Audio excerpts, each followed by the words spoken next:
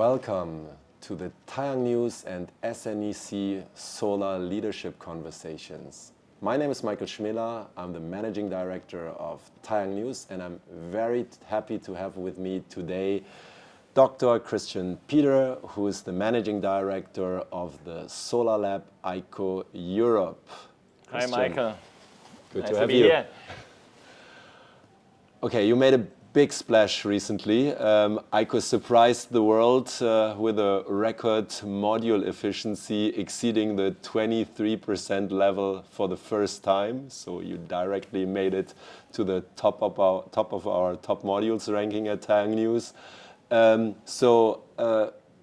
You have been a cell company, a leading cell company for a long, long time, and now you jumped into the module business and directly to the top with your efficiency. How was that possible?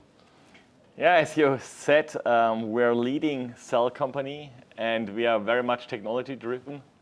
And we were always very much technology driven. You know, we introduced the first time the PERC cell together with LONGi at that time. And when such a company goes to a module, it doesn't make sense to do a Me Too product. Yeah? So then there was a choice whether to have heterojunction, TOPCon, or something else. And for sure, TOPCon would have been a choice. But also this is now a Me Too product more or less in the market. So we decided to do something bigger and do the bigger step immediately, even if it's technology more complicated. But now the success gives us right. Yeah? So great to have this now. Okay, the cell is obviously the key component to get also to a high Yes. module efficiency, but nevertheless there's also some secrets in the module design. Yeah, let's say the module design is something which indeed is not standard. So we developed our own stringer, and for sure it's not easy to produce this module. So we will not sell this module to the customer, so the business model is different. So we still will be a PERC cell producer, but not an ABC cell seller. And for the best cell, you need the best module. Yeah? And there you have to optimize. Otherwise, if you would have a big cell to module loss, then it would not make sense. And this is the reason why we developed this technology by ourselves and now have this great module. I think you announced this 23.6% module only a few months ago, and now we're at SNEC, world's largest show, and there's another record. So I recently wrote somewhere that 23% or 2023 will be the year that will be probably remembered in the history books when the 23% level was cracked. But now you came up with a new record and you have even a 24% module. How is that feasible in such a short time? Yeah, it's, as I said, we developed this new cell and we are still improving. It's not, we're just optimizing. You know, we started with a 500 megawatt R&D line. Here it's called an R&D line. In Europe it would be mass production. And there is still optimization ongoing. So, and within this optimization, there will not be, let's say, quantum jumps, but there will still be a little bit increase. And now as you're optimizing, at least from this 500 megawatt R&D line to the 7.5 gigawatt line in Zhuhai, which is fully optimized, there is still a little potential, and we try to take everything. Wow. Okay. So, you already said so most of the top league players are focusing on TOPCon. A few are doing HJT, and you opted for a back contact cell technology. So when did you decide that, and how long did it actually take to develop that, to come to the market, and also of course at acceptable cost, because there was only one player in the past for a long time at the top, but that one actually has been always very costly, so that's why also the market was somewhat limited for them. Huh? And let's say we evaluated all technologies in parallel. Yeah. So in EU we have also a heterojunction line. We did TOPCon research and we did this back contacts technology where we immediately saw that the efficiency potential is highest, but also the technology hurdles are the highest. So, and there were hurdles we had to overcome. So it was not clear from the very beginning that we'll succeed with it. But our R&D colleagues, they did really a tremendous, great job to do this. And so all the hurdles we were able to overcome. And that's why at the end we decided, okay, now we did this on the, let's say, laboratory or pilot production level.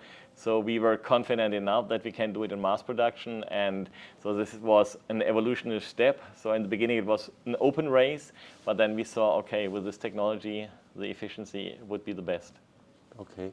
So module products are usually, so for every series, offered in different power classes, and usually it says then available up to.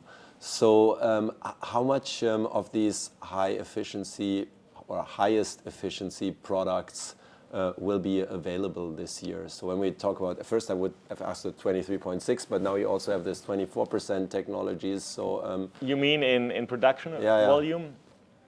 Good question. So at the moment we are ramping this up. I think the last lines will be ramped up within the next few months. So at the end of the year, we will maybe have a nominal capacity of 6 gigawatt.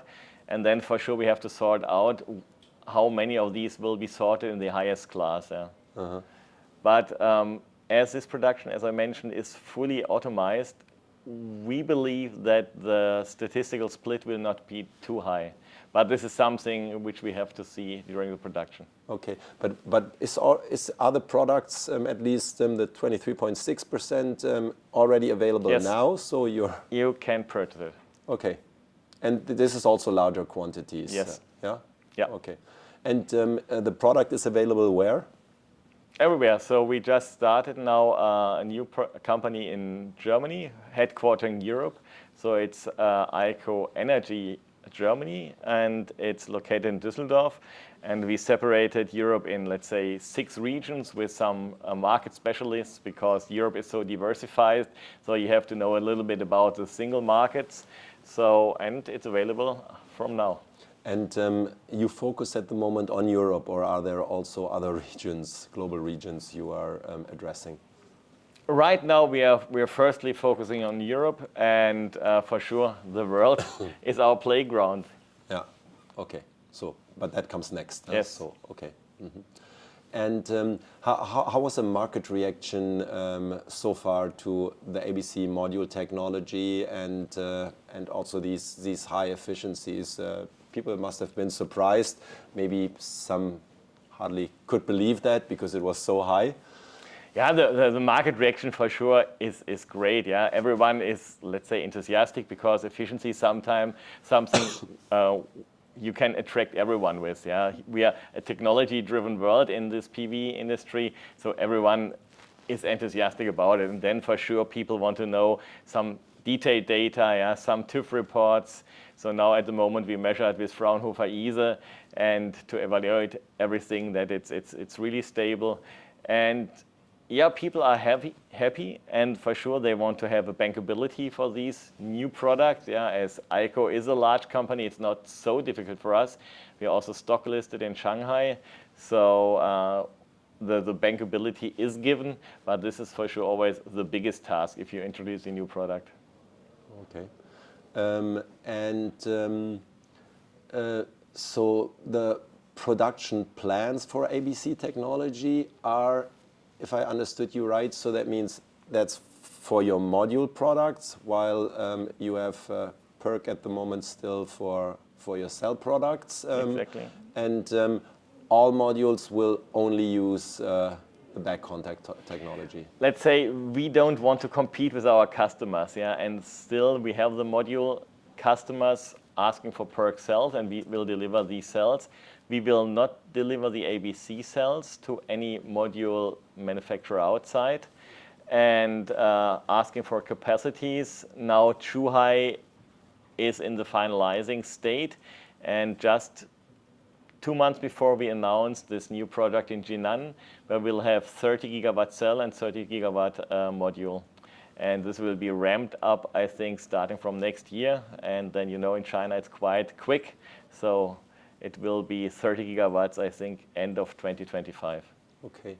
So, but how's your strategy for the PERC cells? Because there's always, or there's increasing demand now for next generation TOPCon technologies. So will you just phase it out at some point, or will you also ramp up to TOPCon? It's not fully decided yet, depending a little bit on the market. Also, we are in, let's say, quite close discussion with our customers. And for sure, there will be some PERC cells / modules also in the next 1, 2, 3 years. And for sure, TOPCon is also something we're thinking about, because we always look what our customer are demanding. And so we try to serve our customer as good as possible. And this is an open business discussion, I would say. Okay. But you will remain also a cell supplier? Absolutely, yes. Okay. So how do you want to position your ABC technology? This will be a premium product, probably. Yeah? It is a premium product. Yeah. Sure. Yeah. And that's also what you're addressing. Sure. So, you know, for these times are quite hard, let's say, for cell manufacturers or module manufacturers, quite hard times. For installers, quite great times. Yeah, they laughing and they are celebrating all day long, because I don't think that these lower prices on cell or module level will be transferred to any end customer. Yeah? Let's say if you have your private house and you want to install something on your rooftop, you will not recognize that the module prices in the market went down. So yes, we have a premium product. For sure, it's reasonable to ask for a higher price. And also here at SNEC Show, we had a lot of discussions with our customers how high this price can be. For sure, we would like to have the highest possible price, that, as always. And then there is also a market price, which we have to grant to the market. Okay, okay. But at the moment, I think the market is also willing to pay premiums for premium Absolutely, products, right? yes. Especially in these, yeah, I don't know, rooftop segments like Europe. Absolutely. So, yeah. And you're heading Aiko Solar Lab in Europe. So why does Aiko operate a lab in Europe? That's rather uncommon for a Chinese company. So what's the strategy behind that? Yeah, let's say I know Aiko quite a while. You know that I was a sales manager for Arena in the past. So that's why when I met Chairman Chen first in, I think, 2015, and this company was always, let's say, very open for good technology, I would say. Yeah? So they know good technology has its price, and they are totally technology driven. So coming from this relationship, Chairman Chen asked me, I think in 2020, if there would be a possibility to combine, let's say, the Chinese mass production know-how with the European R&D know-how. So the stupid thing is we don't have, let's say, any cell production in Europe, and we have great R&D institutes. So the question is, what shall we do with all this know-how which is generated in these really great institutes? I also have a Fraunhofer background, and so that was the idea. Can't we do something together? And we're also thinking about having a production in Europe, but for sure it has to make financially sense. Okay, cool. So that means the lab will be also expanded. Yeah, sure. So we're also looking for, let's say, technologies beyond back contact. Okay, wonderful. That sounds exciting. It's exciting. Thanks, Christian.